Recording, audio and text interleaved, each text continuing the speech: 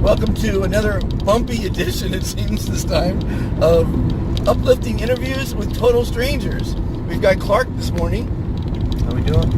Say hi to the crowd. How's it going? Clark is heading to the airport, going back home.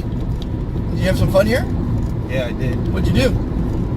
Did a lot, actually. I went to a comedy show at the Comedy Store on Thursday night. Saw some legends. And then Friday night, went to a concert at the Roxy Theater. Okay. Which was cool as shit. And then just saw some sights, visited some friends. It was fun.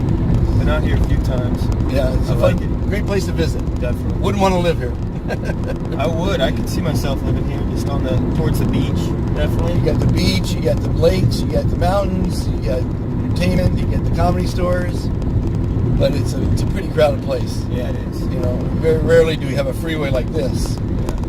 Sunday mornings only. Well, sometimes not even then. So what kind of uplifting, what's your dream in life? Let's go there. Wow. My dream in life? Yeah, what's your goal? What's your ambition? What's your... what's the plan? I'm not sure yet, but I want to make a comfortable living. I want to be able to travel a lot, work remotely a lot of the time. I don't want to feel trapped at all in my life at any point. Right.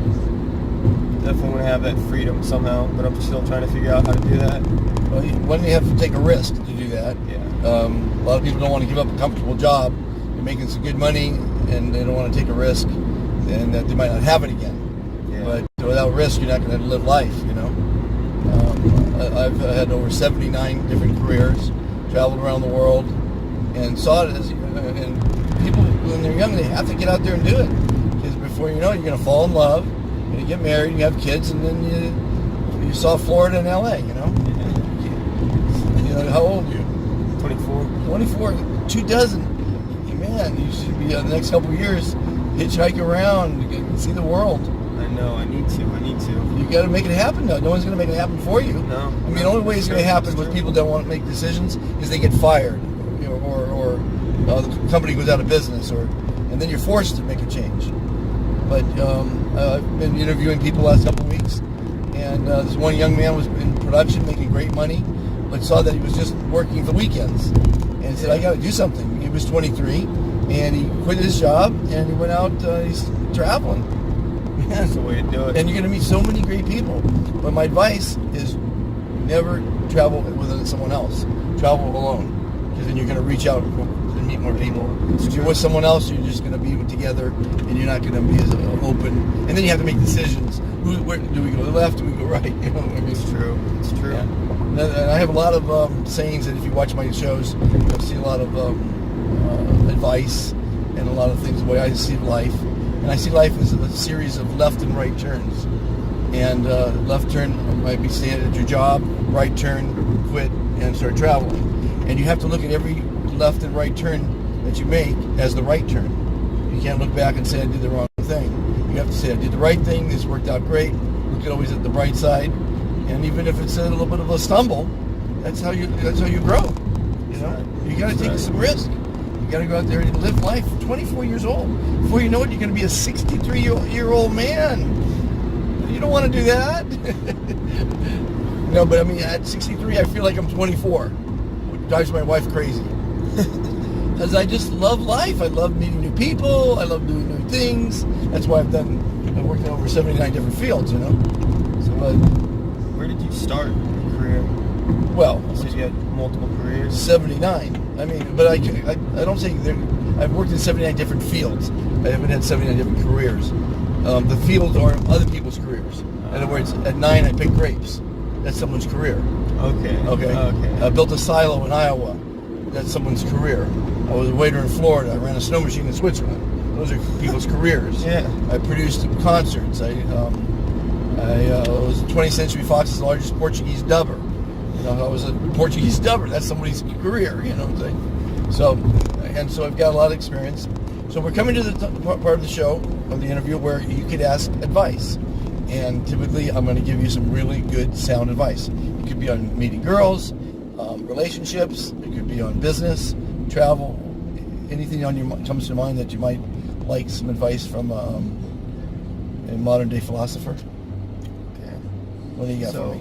I just started working with a job a couple months ago in January, and it's definitely not something I love, to be honest. I don't plan on doing it as a career, but I just don't, in terms of exit opportunities, I just don't know how to make that move, because I want to work, with small business or something that I'm working to grow each day. I just don't know how to get into that without starting your own idea, doing it on your own. Well, I recommend doing it on your own, of course, but you've got a city gig now. Now you've got to dedicate an hour a day at night to the internet, which is full with, great ideas and companies and startups. I would attend in your local area, go to those little co-working places where there's, a dozen people like you, your same age, that are all ambitious and young and have great startup ideas, and attend, meetings in the area on networking. Because if you look in the dictionary under networking, it says see Monty. I network in an elevator. It's networking. It's meeting more people. The more people you meet, the more opportunities you're going to have to go forward. And you can't be shy. You're going to sit next to someone on an airplane today. Don't look forward. Don't put blinders on like most people do. Talk to the person next to you. More than likely, and I can prove it time and again, the person sitting next to you has some connection with you. We're all connected. It might be 3 or 4 degrees, and it might take 8 hours to figure out what's the connection. But in the tennis world, if you know anything about tennis, you and I are connected. Because my sons were pros, and they were pretty popular. That's an easy route. But I mean, and then you could ask people, like, what school did you go to? And you just got to start asking enough questions to see where the connection is, But there is a connection. And I can't stand to think of someone who sits next to a stranger for 8 hours on a plane and doesn't talk to them. I mean, that just doesn't make any sense to me. I talk to people. My wife says I make friends in elevators in one floor. I give you a good fun story. I don't think I've told this on the show yet. I'm at the Cannes Film Festival, and I was this girl had a ticket. She was all dolled up, but you don't go alone, And so I came into the office because all the hotel rooms are offices, for the film festival. Yeah. And she goes, will you go with me to the premiere? I said, sure. So we walked out to the Croisette, and it's literally a quarter of a mile away from here, maybe to that building there. Not far. But we're late, and you don't run, with a big gown on. Yeah. And so I flagged down a car, and it didn't stop. The second car was a stretch limousine. And he pulls over, and obviously the guy told the driver to put them in the front seat, because they knew we weren't bad people. Yeah. It's, everyone's going to the premiere, and we're dolled up, so he gave us a ride. So I get in the car, and as I told you, I'm a networking guy and never pass up opportunities. I look in the back, and this guy is amazing. The richest guy I've ever seen in my life. Sitting next to the most beautiful woman ever. I mean, they were just dripping with money. Yeah. So I knew I had 1 minute to make friends. In that 1 minute, I made friends. We switched cards. So when we get, it pulls up, and I said to the girl, just follow my lead. So they open his door, and he gets out. It's a red carpet, paparazzi, thousands of fans. It's the scene, right? Yeah. The Cannes Film Festival. Anyway, so he starts walking up the center of the red carpet. Typically, the stars go up the left, and regular people go up the right, and he's going up the middle. This particular night, anyway, and I just get right behind him because we got out of the same car. Yeah. No one knows we're not with him, right? And he can't do anything because anyway. So we walk up the stairs, and at the top of the stairs, he shakes hands with this couple, and they're all surrounded by police and security, and they say hi and chit chat for a second, and then we're right with them, so we shake hands with them. And then we get in the lobby, and the girl's beside herself. She goes, "Do you know whose hand you just shook?" I go, "Not a clue." She goes, "That was the president of France." What? So guess who picked me up? I have no idea. Who? His name is Silvio Berlusconi. He later became the Prime Minister of Italy. Really? Yeah. So one day I'm going to run into Silvio Berlusconi, and I'm going to say, "Do you remember picking up a guy at the Cannes Film Festival to go to the premiere?" And it'll be a fun thing to say to him. That's crazy. So my life has been filled with stories like that. And if you want more stories like that, you can go to my book, which is published, called Lester's Legacy, because my full name is Lester Monta Cook III. And that's just one of my amazing stories from traveling around. But you just got to grab life. You know, you got to put yourself out there. You know, I mean, how many people would have done that? Most people might have got out of the car and walked their separate way. But I saw an opportunity to do something special. You know, Jumped on it. yeah. The other day I told a story, and if you watch these interviews, of when I crashed the Academy Awards. I was on stage at the Academy Awards. So that's a story you have to. I think it's episode number 13. That story. But anyway, so these stories and these interviews, I typically give advice and I ask advice.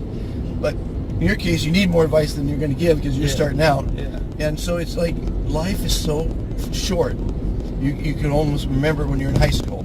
Well, I'm sure you remember when you're in high school because it was yesterday, right? And before you know it, you're going to have grandchildren, literally, before you know it.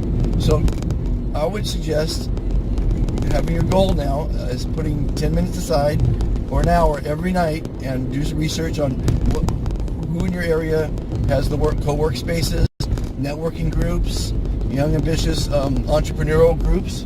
They have entrepreneurial groups. One of my interviews the other day was a guy who for the last 30 years get together every year because they were in their 20s when they started. But it was a national entrepreneurial group, and they're still friends 30 years later. And these guys every year get together for an adventure, and that was a great interview. Yeah. So if you go to see the Uplifting interviews before the show, before that, it's called the SOS show, where I've got 14 hours of interviews from scientists to surgeons to doctors and nurses and people in the entertainment business and what have you. A lot of fun interviews. I've been having a great time. But anyway, Sounds like it. So any other real quick questions? We've got 7 minutes left. So what is your main focus right now, honestly? You've got a lot going on. Basically, my passion is the veteran deal. And this show and all the other shows I'm doing right now, and the cooking show is designed to give exposure to SOS, which is helping and thanking our veterans. And I feel everyone in America that has a product or a service benefits by joining the organization and offering discounts to veterans. Because if you offer a discount to a veteran, 1, it increases your business. 2, it earns you customer loyalty. 3, it spreads patriotism. And 4, it's a great way to thank our veterans for the service to our country. A small discount. And if you're a masseuse, you can give a discount on that. If you're a taco stand, you can give a discount on your tacos. So there's really, we have doctors, we have lawyers, we've got shops and mostly restaurants that are members. And when they join, they get this decal for their front door. This is the decal, everybody. And they get one for their website. And when they tell people that they're giving discounts, America, get together with this. When they tell people they're giving discounts, they do everybody wins. It's fantastic. Yeah. So my main focus is spreading the word with that. And if I close a couple big deals, I'll probably just hire someone to run it because I can't really run things. Yeah. I'm an idea guy. I can create things, but running things is not my forte. Retire on a big island someplace. The island I have for sale. I'll buy that island and go on that one. So any other questions while we have a couple more minutes?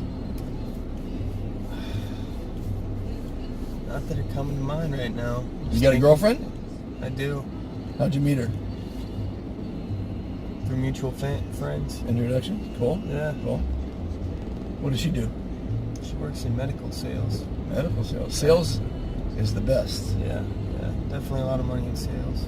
Yeah. I'm the consummate salesman. Like they say, I can sell ice to an Eskimo. Yeah. It seems that way. Well, because you're not really selling ice. You're selling the person buying the ice a relationship from the supplier. Because you certainly don't want to be the guy that when you call up on a sales appointment, they say, "Oh my God, it's him again." You want to be the guy that, "Oh, it's him. I get to talk to him and maybe go to lunch and have some laughs," you know. So it's relationships. That's what sales is. Absolutely. And so I think I could sell most anything. I met one of my interviews was a guy who does satellite systems, and his last sale was $800 million. Do you get a commission on that? No, you don't get a commission on that. Jesus. But I learned so much with these interviews. As an example, how much do you think it costs to put a satellite in space? Oh God, I have no idea. Let me see what happens if I answer this.